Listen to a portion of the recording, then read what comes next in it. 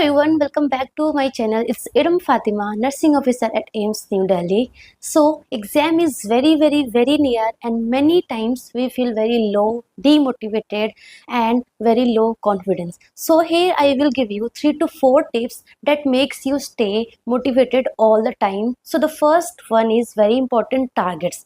आपको एक target set करना है and that target is subjective होगा एंड एक ऑब्जेक्टिव होगा. सब्जेक्टिव टारगेट मीन्स कि you want to crack NORCET and you want to achieve rank up to 500 and want to work as a nursing officer at AIMS New Delhi or whatever AIMS. So that is your subjective target. This is something called manifestation. You dream about what you want to become, you think constantly, and yes, universe will bring all these things to you, but yes, your efforts, your hard work should align with this. ठीक है. सो आपने ये जो आप subjective आपने target set किया ना, वो आपको लिख कर अपने सामने पेस्ट करना है, so that all the time you keep watching. So आपको वो रिमाइंड कराते रहेगा. सो इन बिटवीन अगर आप लो फील करो, पढ़ने का मन न करे, तो वो जो है ना, वो जो पेस्ट आपने किया है, जो आपने मैनिफेस्ट किया है ना, वो आपको एक मोटिवेट करेगा. सो आपने एक सब्जेक्टिव मोटिवेशन, आपने एक सब्जेक्टिव टारगेट सेट कर लिया.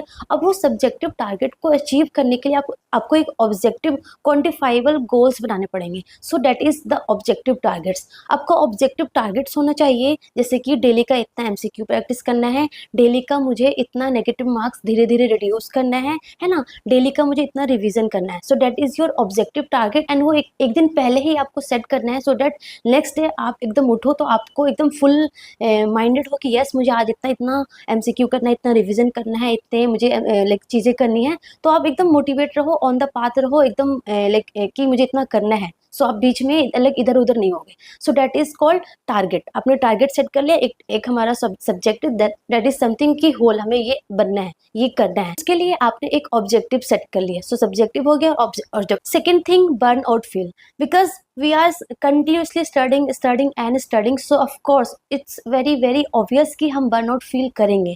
So at this point of time I want to say, please have some hobbies during that time. जो भी आपका hobbies है उसको करो. जैसे कि आप पढ़ते पढ़ते थक गए, आपको अपनी मदर से बात करना पसंद है, या आपको कुछ खेलना पसंद है ना, या आपको कुछ भी करना पसंद है, जिम जाना पसंद है, योगा करना पसंद है, मेडिटेशन करना पसंद है, एनीथिंग, तो आप वो थोड़ा सा कर लो, है ना. सो डैट इन बिटवीन आप थोड़ा सा फील अच्छा करो, बट येस वही चीज़ करो जिससे आपको एट द एंड आपको हैप्पीनेस फील हो, क्योंकि बर्नआउट फील किया है तो आपको एट द एंड आपको हैप्पीनेस फील होना बहुत ज़रूरी है. ठीक है ना. सो हैव सम हॉबीज़, कुछ भी हॉबीज़ हो सकती है, but one thing I wanted to say that कि कभी क्या होता है कि हमें लाइक हम बर्नआउट फील करते हैं, हम सोचते हैं चलो अपने दोस्तों से बात कर लेते हैं, अच्छा लगेगा, and it is very nice idea कि येस हमें अच्छा लगता है. बट अगर वैसे दोस्त है जिससे आप बात करते हो एंड आपको वो डीमोटिवेट कर देता है कि पता नहीं एग्जाम बहुत हार्ड आने वाला है, हमारी तैयारी अच्छी नहीं चल रही है, वो इतने एमसीक्यू प्रैक्टिस कर रहे हैं, वो यहाँ से कोचिंग ले रहे हैं, ऐसा मतलब इतने सारे फलाना ढिकाना चीज़ें बोलते हैं, तो ऐसे दोस्तों से प्लीज़ अभी थोड़े टाइम के लिए आप कट ऑफ कर लो. ऐसे दोस्तों से प्लीज़ अभी आप 15-20 डेज़ के लिए ज़्यादा बात मत करो. क्यों, क्या होगा कि जब आप ये सारी चीज़ें सोचोगे ना, उसने भी ऐसी चीज़ें बोला, आप ऑलरेडी डीमोटिवेट फील कर रहे हैं एंड आपने उनसे बात कर लिया, तो आपको एट द एंड आप और लो फील करोगे. इससे बेटर है कि आप ऐसे लोगों से प्लीज़ ज़्यादा बात मत करो कुछ टाइम के लिए. आई एम सेइंग कुछ टाइम के लिए, ऐसा नहीं कि आप उससे हमेशा के लिए कट ऑफ हो जाओ. नो, कुछ टाइम के लिए ऐसे लोगों से बात मत करो, क्योंकि यहाँ पे अभी आपका एग्जाम ज़्यादा इंपॉर्टेंट है. ठीक है. ऐसे बात करोगे तो आप एट द एंड आप बहुत लो फील करने लग जाओगे कि सच में एग्जाम बहुत हार्ड आने वाला है, मैं तो इस कोचिंग से नहीं पढ़ रही हूँ, वो उस कोचिंग से पढ़ रही है, उस कोचिंग में ज़्यादा अच्छा पढ़ाया जा रहा है, उसने अलग जगह से टेस्ट सीरीज ली है, वो ज़्यादा अच्छा है, मेरा अच्छा नहीं है ना. सो ये सब चीज़ें नहीं बात करनी है आप. And third very important, reward your self even it is a small. मतलब थोड़ा सा भी कुछ अच्छा कर रहे हो ना, अपने आप को रिवॉर्ड करो, अपने आप को प्रेज करो, अपने आप को खुश रखो कि यस मैंने बहुत बेस्ट किया है. कल आपकी 20 नेगेटिव मार्किंग हुई है, आज आपका 17 हुआ है, सो 3 तो कम हुआ, तो आपको रिवॉर्ड करने की, चलो मतलब थोड़ा तो मैंने वो कर लिया है कि पहले मेरा 30 होता था, देन अब मेरा 17 होने लगा है, धीरे धीरे कम हो रहा है. सो थोड़ा भी हो रहा है, स्लोली भी हो रहा है, कम भी हो रहा है, लिस्ट अमाउंट में भी हो रहा है. Still reward your self even it is a small. That is something very important, क्योंकि हमारे माइंड को हम प्रेज करेंगे, अपने आप को फील करेंगे कि यस आई एम इम्पॉर्टेंट, मेरे इंपॉर्टेंस है, मैं कुछ कर सकती हूँ. This is something very important है. ये सब कुछ हमारा मैनिफेस्टेशन में आता है, एंड ये ना बहुत काम करती है ये चीज़ें हमें ड्यूरिंग एग्ज़ाम आपको पता चलेगा। हमेशा आप ऐसे लो फ़ील करवाओगे कि नहीं यार, अभी तो मेरा बस 17 ही, अभी तक 17 ज़्यादा, इतना ज़्यादा आ रहा है, 17 नेगेटिव मार्क्स आ रहा है। बट ये तो देखो कि आप कहाँ से कहाँ तक आ गए हो, है ना? सो ये आपको ज़रूर देखना है। Reward yourself even it is small. अगर आपने 200 भी एमसीक्यू किया है, आपने जितना कम रिवीजन किया, जो भी किया है, अपने आप को रिवॉर्ड करो एंड आगे बढ़ने की कोशिश करो, ज़्यादा करने की कोशिश करो एंड अगर वो स्मॉल हुआ है तो उसको रिवॉर्ड करो। ठीक है, एकदम ऐसे लो फील नहीं करना है। Fourth thing, like we are so much worried about our future कि एग्जाम हार्ड आएगा, मेरा सिलेक्शन नहीं होगा, पता नहीं क्या क्या हो जाएगा, ये हो जाएगा, वो हो जाएगा, बट हम बहुत सोचते हैं अपने फ्यूचर के बारे में। सो समथिंग कि हमारा एक गॉड का प्लान होता है और एक हमारा प्लान होता है, and always the gods plan is always the best best and better, है ना? तो हमें ज़्यादा हमें सोचना नहीं है फ्यूचर के बारे में, या फिर ज़्यादा हमें पास्ट के बारे में, पास्ट से तो हमें सीखना होता है। फ्यूचर के बारे में आपको ज़्यादा नहीं सोचना है। You have to just do your 100%। आपको आपके गॉड ने मतलब इस तरीके के बोला है कि आप बस मेहनत करो and rest will live on me. Okay, so आपका आपका काम है ओनली मेहनत करना।